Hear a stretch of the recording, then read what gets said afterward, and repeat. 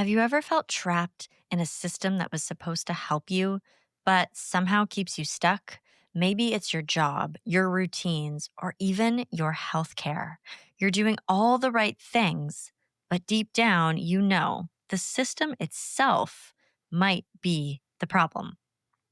Welcome back to Becoming Unbound. I'm Carly Butler, your host, and around here, we explore what it really takes to break free from the old models, whether that's in business, wellness, or just the way we live. Today's guest is Monica McKitterick. She is a family nurse practitioner who did exactly that. After nearly 2 decades in a system that rewarded sick care over real care, she walked away and built something entirely new, an independent practice focused on connection, prevention, and true well being. And today we're diving into what it takes to leave the security of a stable career, how to build your health outside of the system, and the 4 pillars that Monica says will help you take your power back. No waiting rooms, no red tape, just real healing and freedom. So here's the question I want you to sit with. What part of your life still runs on someone else's system? And what would it look like to finally become unbound from it? All right, friends, sit back, relax, and enjoy my episode and conversation with Monica McKitterick.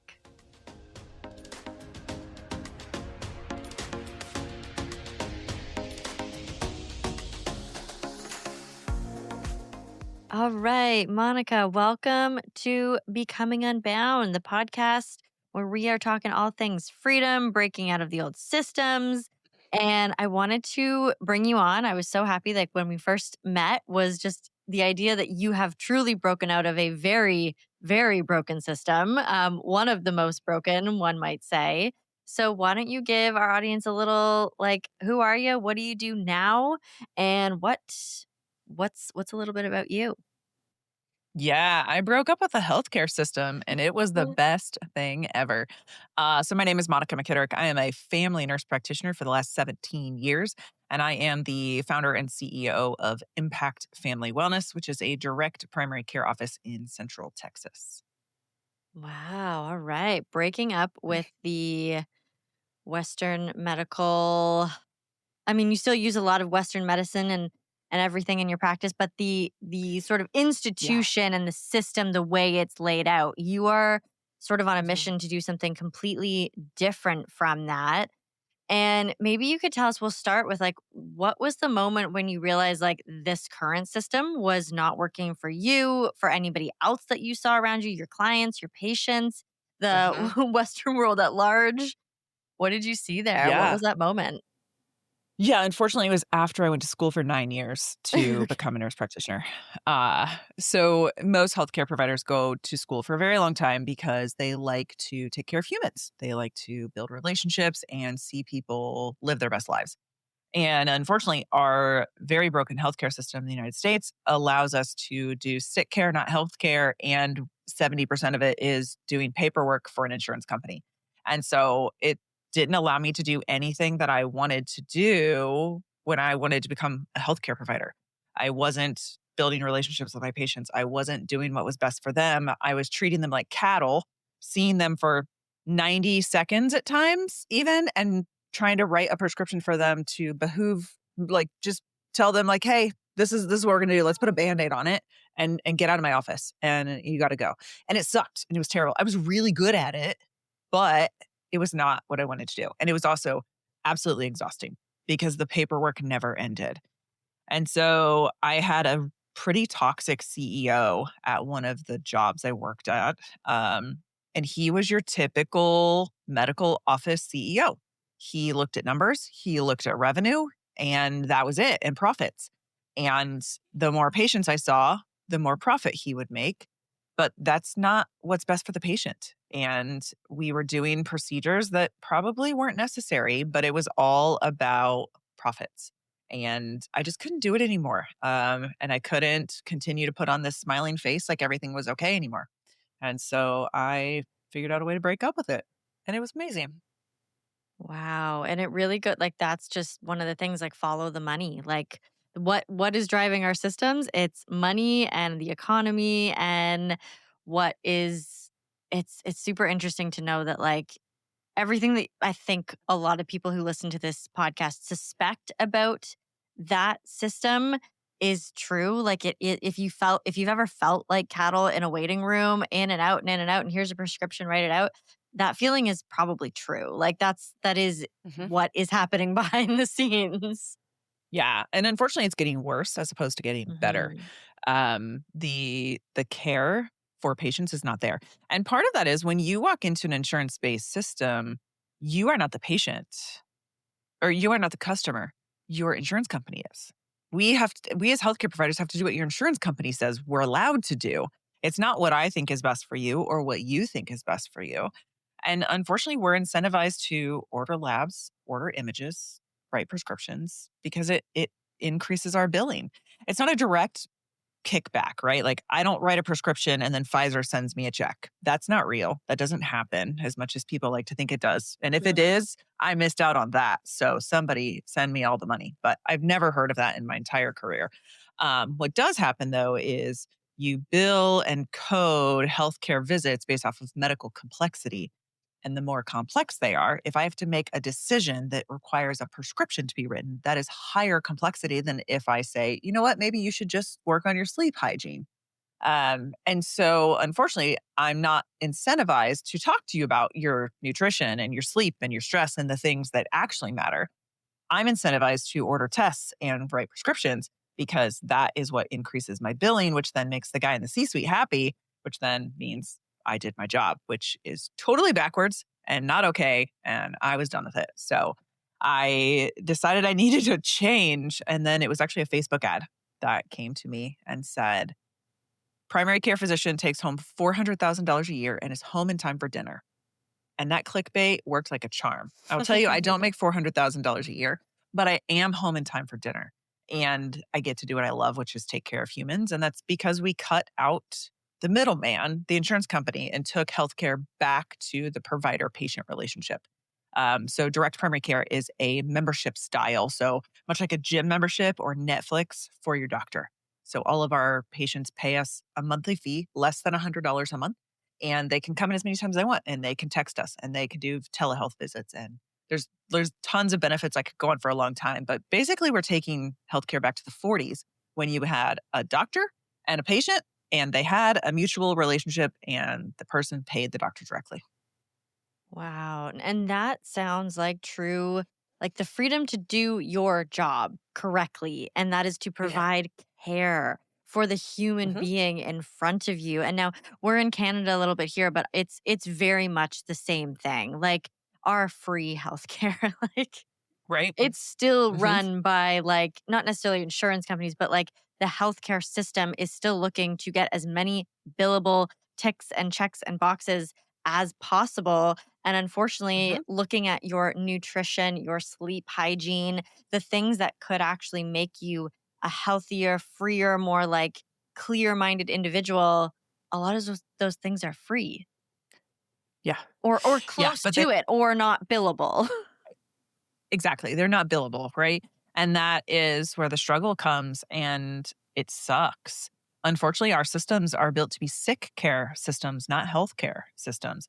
If I get paid every time you come to my office, it actually behooves me to keep you sick because then you have to keep coming back and I keep getting paid. Where in my system, it is greatly advantageous for me to keep you as healthy as I possibly can because then you don't call me. I'm getting paid Right. whether you show up or not. And so the less you call me, the better off I am. And so we have a lot of incentive to keep people healthy and make sure that they are working on the things that are important in your health. Yeah, I love that. And I love that you said you're taking things back to the 40s. And I feel like so much of a lot of the systems that we are sort of debunking and understanding a little bit more and seeing kind of behind the curtain on this podcast, a lot of it is we're kind of going, it's like back in time, but still present day because we have so access to so much information now.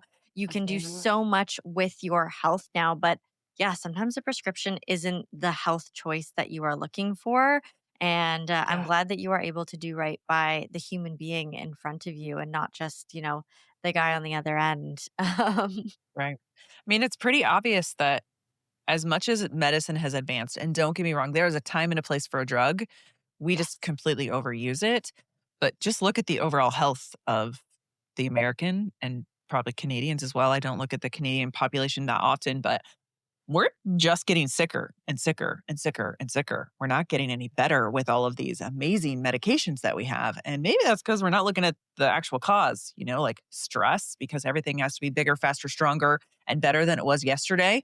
And so that might mean you work 14 hours a day, and that's garbage. Like we should not be working 14 hours a day. We need to sleep. And we also should really look at what we're putting in our mouths, because the ultra processed foods that we eat in this country, dear God, it's going to kill us all. And we just keep doing it.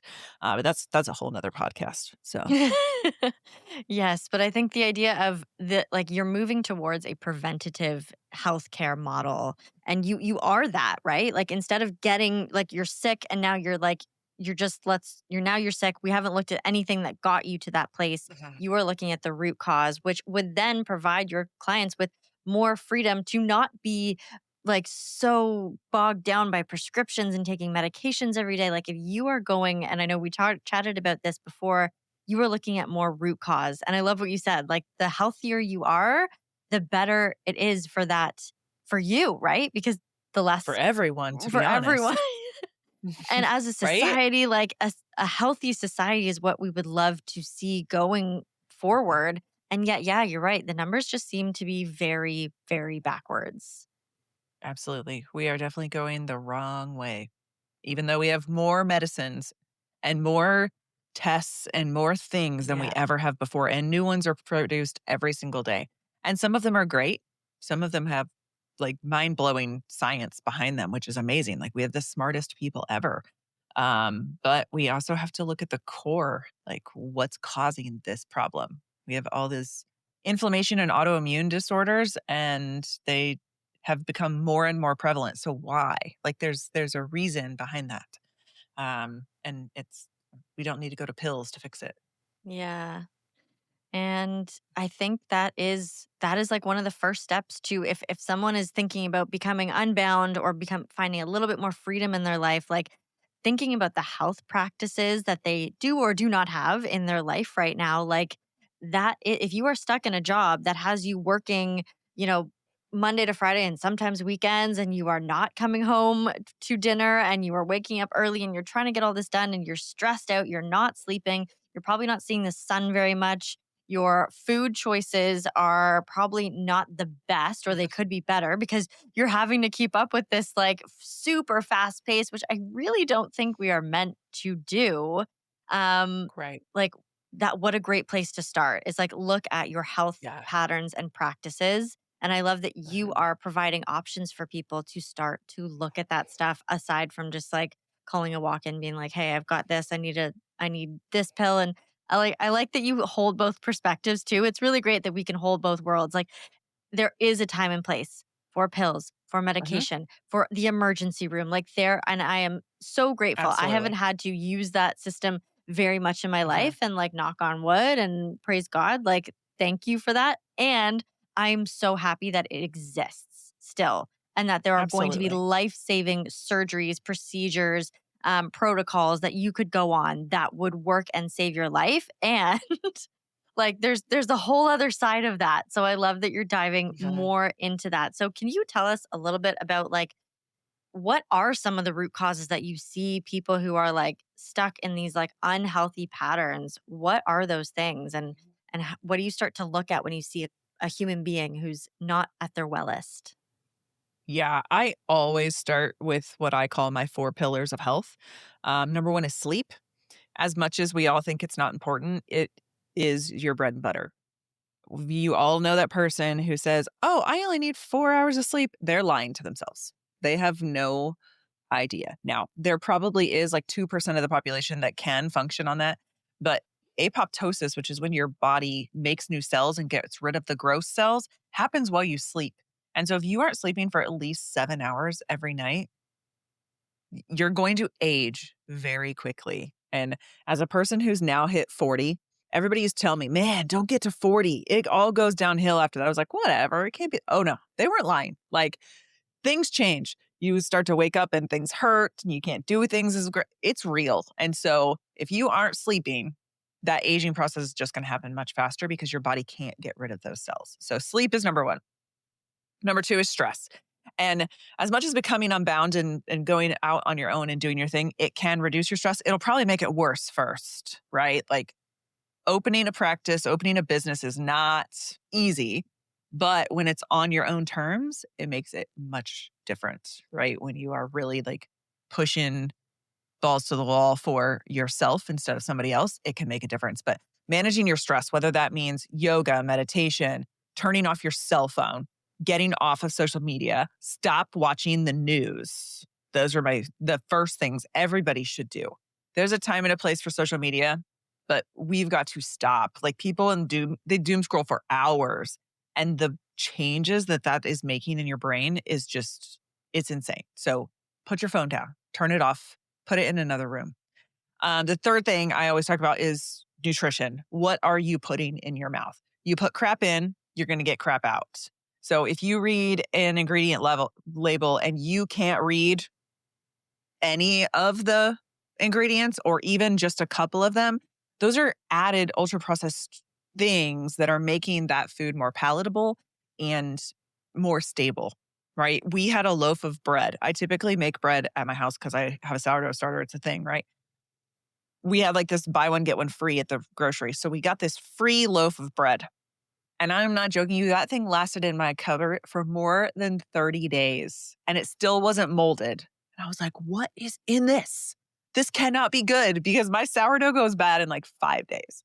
So read labels, put things in your mouth that are not super processed. Now, that doesn't mean you can't have flour, right? Flour is processed, but it's not ultra processed. There's a big difference there. And so just trying to put good things in your body. And the fourth one is body movement. Notice I did not say exercise. I said body movement. I don't need you to get sweaty. I don't need you to run 3 miles. I don't need you to do things you hate. I just need you to move your body. So many of us sit behind desks for 8 hours a day, not what our bodies were meant to do. You've got to move it. 30 minutes, touch your toes. That counts, right? Set an alarm for 55 minutes. And for the last 5 minutes of every hour, you stand up and walk in circles around your office. You have to do something like get up and move. Not only will it help your body, but it'll also help your mind. So really those 4, stress, sleep, nutrition, and body movement, are really the 4 that I start with every patient. Beautiful. I love those things. And I think you brought up a really good point of like, yes, going out on your own, starting your own business. Honestly, this podcast, we talk about that a lot, but I also don't think it's like a recommendation for everybody. Mm-mm. Becoming the entrepreneur of your dreams, like there's going to be a solid 1, 2, 3 years of very high stress For sure. time. And I think that is okay if you know that you are in a space in your life where you've got the support and you can eventually work towards that like 5-year, 10-year goal where all of those things are a lot less stressful and you've got the systems in place and your business is kind of this well-oiled machine and you have that going. So what I want to bring it back to is just like if maybe becoming unbound doesn't mean going out and, you know, changing your job and starting out on a whole new career on your own. Maybe it is just looking at these 4 pillars of health first.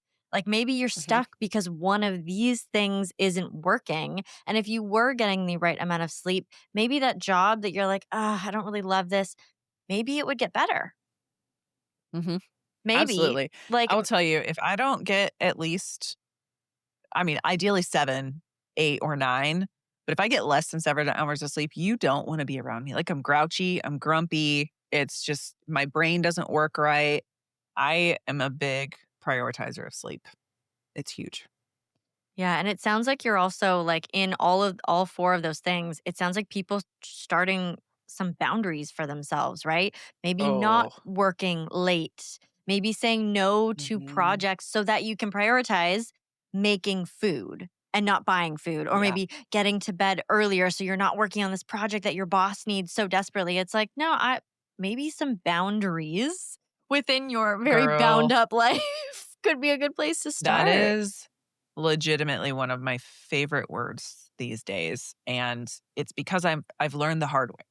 the very hard way because I am a overachiever and a people pleaser to a fault. I'll do anything. I'm like, yes, of course I'll do that. And it is exhausting. And so really figuring out what fills your cup, what lights your fire, what's good for you, and really what's not, and setting those boundaries. I'll tell you in the beginning, I thought setting boundaries made me a bad person or made me mean. But you know what it does is it makes me available for everybody. If I can say, okay, listen, we have an appointment and it lasts until 4:45. So here's our timer. I want to talk about all the things you want to do, but this is my limit, right?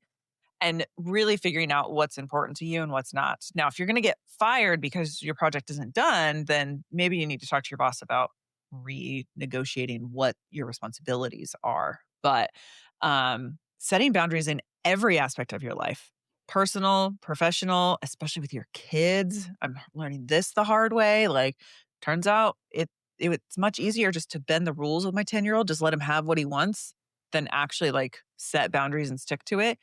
And it's coming back to bite me in the butt because he's like, "Oh, well, that's not really a boundary. I can totally roll over that." So, set a boundary and stick to it. Yeah. And boundaries, yeah, it can totally feel like you're being mean and that it's not fair to the other person and that they're going to be sad or Mhm. upset. And it's like, but what is that doing to you? Well, how is that disturbing your sleep? And how is that disturbing your Right. stress levels? How is that getting in the way of your movement that you want to schedule for Mhm. that day and eating that healthy meal that you've planned out with your family? Like that is important. And if we start placing more importance on those things, I think in general, our health, wellness, our like bound, stuck, just feeling sticky lives could start to take a turn for the better. And I love that you're offering that to patients and to clients and to the human beings on the other side of, what you do. So how is Oh, it that yeah. how does your let's give a little brief of like how does your clinic, this opportunity for a new style of healthcare, what does that look like for your business, your clients? I mean, it looks like getting rid of all of the barriers to healthcare, right? It's Mm. convenient. You can get an appointment the same day. You can text your provider directly. It doesn't go to a medical assistant, a nurse, anybody. It goes directly to the provider. It looks like affordable costs that are price transparent, which is a big issue in the US because you can go to a doctor's office and then 6 months later they'll send you a bill for God knows what, and nobody can tell you upfront what anything costs. And it's really frustrating. Like nobody goes to Starbucks and orders their coffee without knowing the price. Yet when it comes to our bodies, we're expected just to be like, okay, well, they said I need this. So yeah, and then they get a bill and it's $1,800. And they're like, wait, what? And then what do you do about that? Right. Because it's already been done.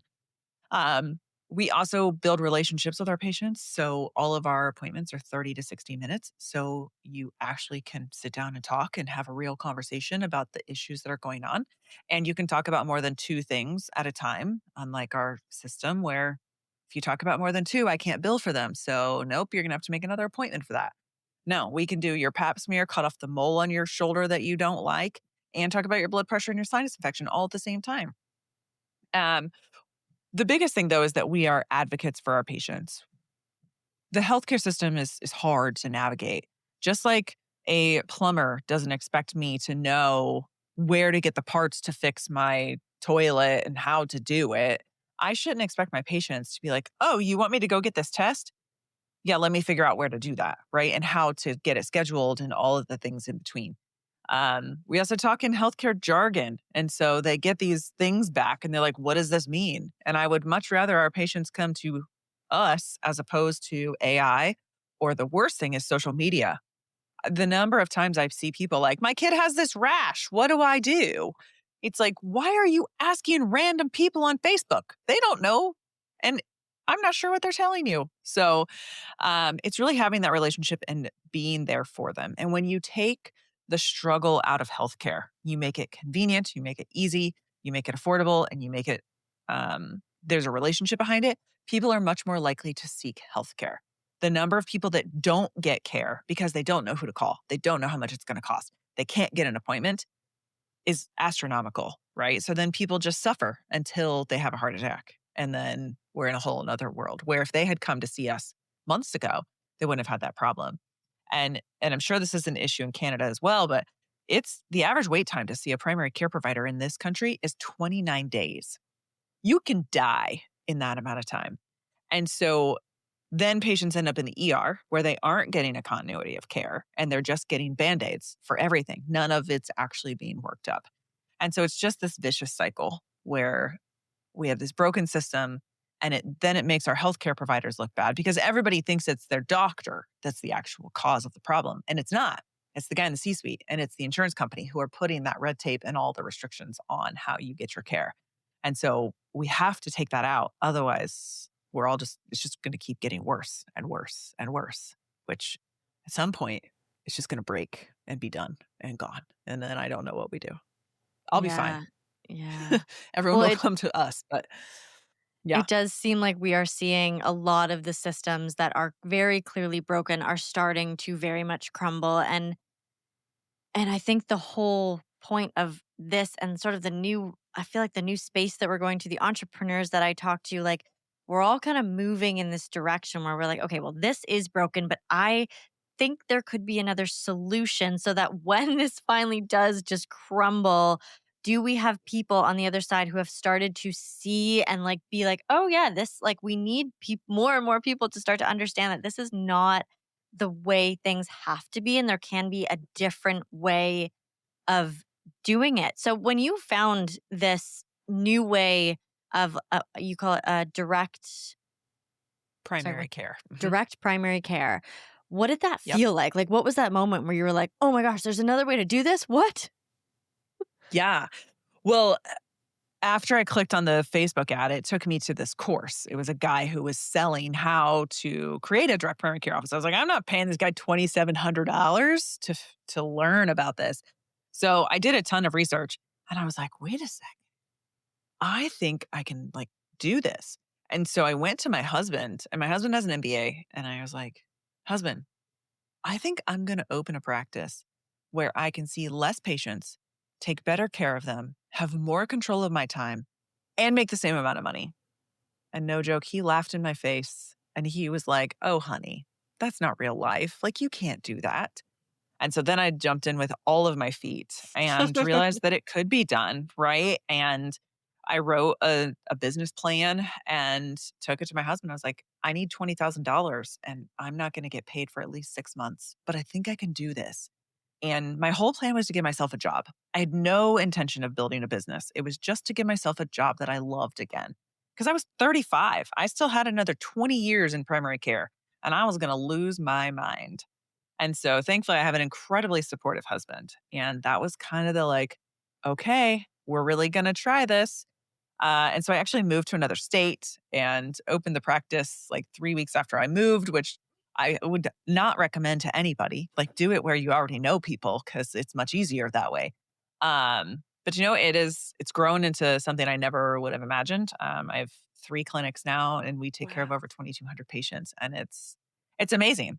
And so, especially as an entrepreneur, as long as you're passionate about something and it is what you love, it's not sales, it's not work every day, right? Like my biggest struggle is explaining to people what we do because nobody knows what it is.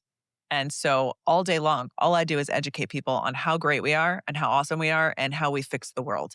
And some of them understand it, most of them understand it, and some are like, "What? Whatever." Yeah, well, I can't fix the world, but I can at least offer it to you. So it has been quite the journey, but yeah, it was pretty mind-blowing when I was like, "Wait, this sounds pretty awesome. I think this sounds like a plan." And I mean, unfortunately, I can't take credit for coming up with the world of direct primary care, but I sure did jump on that bandwagon, and now I'm living my best life. So Amazing. And that's so cool that you were able to like I love that you said like once your husband said, oh no, that's not possible." You jumped in, like you doubled down on it. And I think that is Mhm. so much of what I hear is that like there is some pushback. So were there other people in your life who thought you were just absolutely nuts for trying to do something different in this space?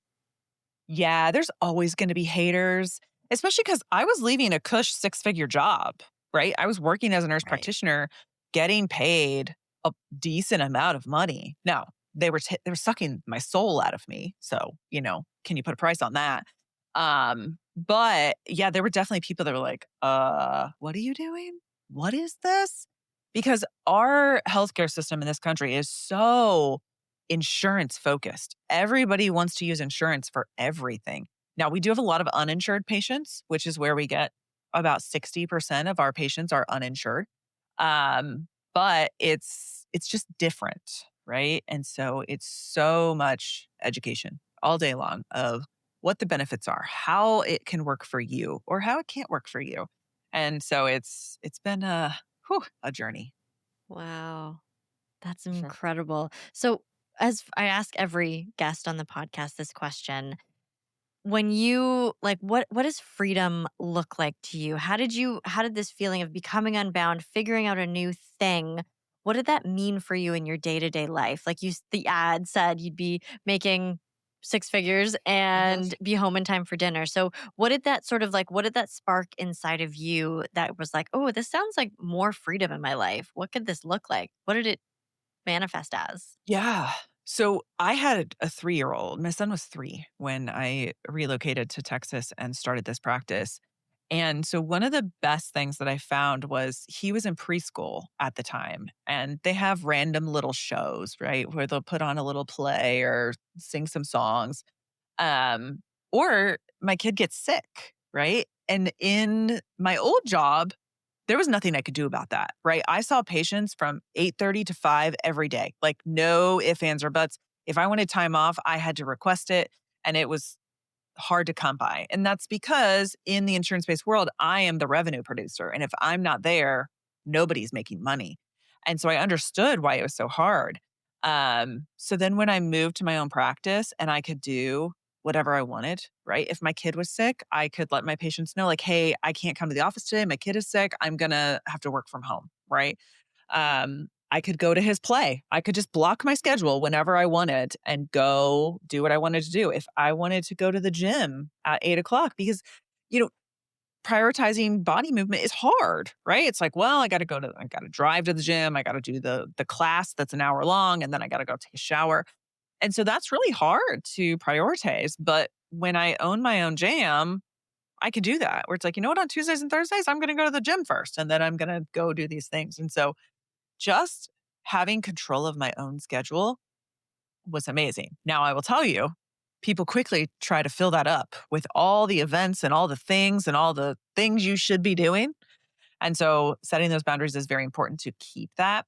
But freedom and success is very much tied to time for me personally. I want to travel. I have a goal that I will travel internationally 3 to 4 times a year. And I'm going to do that. Now, granted, I'm 6 years into almost 6.5 years into this. I have great systems in place. I have an amazing staff. My business basically can run on its own without me. Props to all of my amazing staff for that. So it definitely took time to get there. But now it's like, yeah, I can leave for 3 weeks and nobody cares. And it's awesome.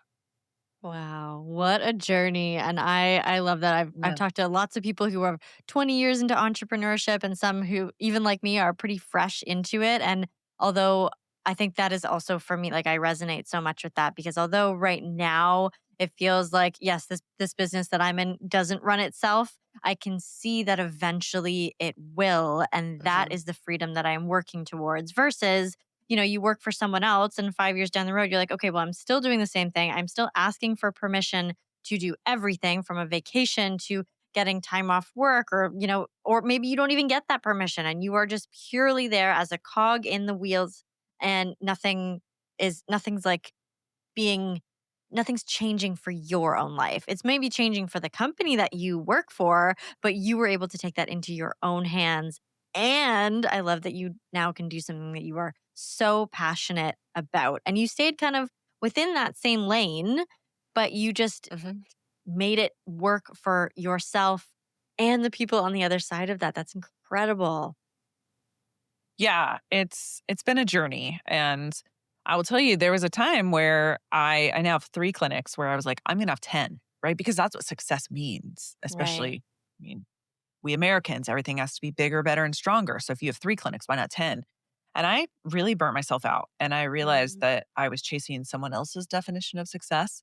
And so I completely pivoted, and I still want direct primary care to become the norm, not the exception. But I've realized that I can't do that by building more clinics. I need other people to build clinics.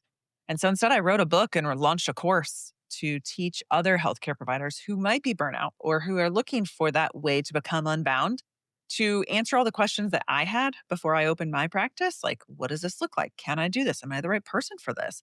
And so the book is a should you? Are you the right person for this? Really, should you be an entrepreneur? And then the course is from idea to launch. And then I do some consulting, which really fills my cup. Now that I've like been there and figured out lots of mistakes, I really enjoy doing consulting with other entrepreneurs who are trying to get to where I am now, right? So I'm interested to see what the future holds because who I knows? love that. Yeah, and yeah, I think especially on social media, it is like in the entrepreneur world on social media, it is like get to six figures and then get to multiple six figures, and then get to seven figures and then like the multiple seven figures, and it's like sometimes I think that's also a bit of a bit more of a there's a masculine essence to that around like Mhm. bigger, better, stronger, and I think there is something beautiful to like maybe your idea of freedom and success isn't like the crazy amount of like the massive incomes and stuff. Maybe it's just like having a small business that gets you everything you need and the time. Because I think in the entrepreneur world, like you Mhm. could get all the money in the world and get up to those seven figures, but also then you have no time. And so maybe you are working for that and it fills your cup and that could be the right path for you. But also, it doesn't Mhm. have to be this massive thing. And that's so cool that you were able to Right. recognize that and pivot because you have a family Yeah. and the burnout Right. is very real. Yeah, I mean, I could have built 10 clinics, but my son wouldn't know who I am because I would Right. never be home. Right. And I'm not willing to sacrifice that. I have 7.5 years with that kid at home before he's off and doing his own Yeah. thing. And I'm not willing to sacrifice that.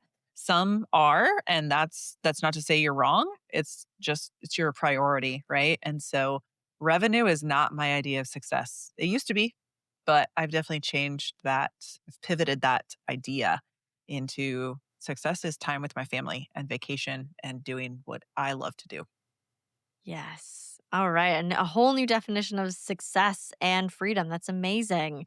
So, Mhm. if you could look back and give, I know you've launched a course, this is kind of exactly what you are doing. If you could look back and give yourself, your younger self, a little piece of advice Mm. when you were burnt out as a nurse practitioner, like working all the days, skipping or not being able to be there for your son or miss out on the plays or, ask for those vacation days or whatever it is and you knew something had to change, what would be like the first step that you would suggest someone or your younger Mhm. self to do? Yeah, the first thing would be to invest in yourself. You are by far your best investment. And so if you have dreams of being a photographer, being a podcaster, opening a practice, opening a business of some sort, invest in the education behind that. There are so many courses out there. There is somebody who will teach you what you're looking to do. Take the course, see if that really is what you're meant to do. I went to a conference for direct primary care with a bunch of doctors. And I love doctors, but some of them think I shouldn't be in this space because I don't have MD behind my name. And they belittled the crap out of me at that conference. I've never had to turn my name tag around to hide my credentials in my life, except for there. And I'll tell you, it just gave me more fuel to my fire, where I was like, wait, you think I don't belong here? Let me show you. I do belong here, and I'm going to actually do it better than you. Right. So I would invest in yourself, do the education, figure out if that's really what you want to do, and then jump in with all your feet and go do it. Yeah, I love that piece of advice. It keeps coming up over and over and over again. And I think in that moment, like even when you said to your husband, like, okay, you were moving states and then you also needed this big investment and you wouldn't be paid for 6 months. Like it seems so counterintuitive to invest in Uh huh. yourself in that moment. You're like, why would I do this? I'm about No. to put myself into further debt. But I think it's about seeing the long game in this and seeing that the goal right now is to sort of bolster yourself with the support, the community, the education that you might need or sort of that like even Mhm. education or understanding of what it is that you want to do. And through those courses, you can figure that out. That's so cool. Absolutely. Yeah. Well, there's so many mentor programs out there now too as well, where somebody who's gone before you will happily mentor you, right? Like I love doing business consulting and sitting down with people and being like, "Hey, so I see this. I think maybe you should do this." And then when they're like, "Oh my gosh, that's the best thing ever." It makes me feel like $1,000,000. And so I'm here for it. And I'm sure that there's a mentor out there for whatever you want to do who has gone before you. And if you just ask them, my guess is they will help you. So find somebody you look up to, reach out to them, be like, listen, you're my hero. And someday I want to be like you. And I want to know if you'll help me walk that line. I think you'll be surprised what they say. Wow. Yeah. What's the harm in asking, right? Like, if you think you want to do something, you'd be surprised at Mhm. how many people are willing to, especially for people pleasers, who are willing to help you out because that education and imparting that wisdom from, like, whether it's mentorship or a business coach or a program or an online course that you sign up for, like, those people are so lit up. And I can tell that, like, when I do my own podcast auditing and consulting and stuff, like, that truly does light me up. And like that is one thing that it Mhm. feels like I won't do it for free, but I could because it feels so good to be Yeah. able to help someone who's on the beginning stages of that path. And I Mhm. think you also do that in your business too, right? Like if someone comes to you, they're like, I don't know what to do. Where do I start with my health? I'm sick. I'm not feeling my 100%. Like it seems like your whole business is all around educating, which is so cool. Absolutely. It is. It's Yeah. what I do all day long. I love it. All right, Monica. Well, thank you so much. Where can the listeners find you? Like what if we're in Canada, but if we have listeners in the States, to find out more, maybe they want to open their own clinic or maybe they just want to maybe Mhm. come to you for some business mentorship. Absolutely. So Monica McKitterick is a pretty odd name. So if you Okay. just put that in Google, you're probably going to find me. So that's of course where you can find me on LinkedIn. My practice is called Impact Family Wellness, and that is our website and all of our social platforms. You'll see my face all over it with tons of social media videos explaining who we are, what we do, and all the healthcare things that I think are important in the world. And then if you're looking for direct primary care in the States, if you put in direct primary care mapper into Google, it'll pull up a map of all of the practices across the whole country that are like mine. Of course, mine is the best, but others try to be as great. And then for my book consulting and my online course, it is dpcformula.com. Also that on all the social platforms. So I'm here to help. Reach out. Worst case I can say is no, right? Yeah. Might as well ask. I love Okay. it. Yeah. Might All as well right. ask. Doesn't hurt to ask. Thank you so much, Monica, for your time today. I'll put all of that great info in the show notes. And hopefully, our listeners took a little bit away from this and they can start to become a little bit more unbound. All right, friends. We will see you on the next episode.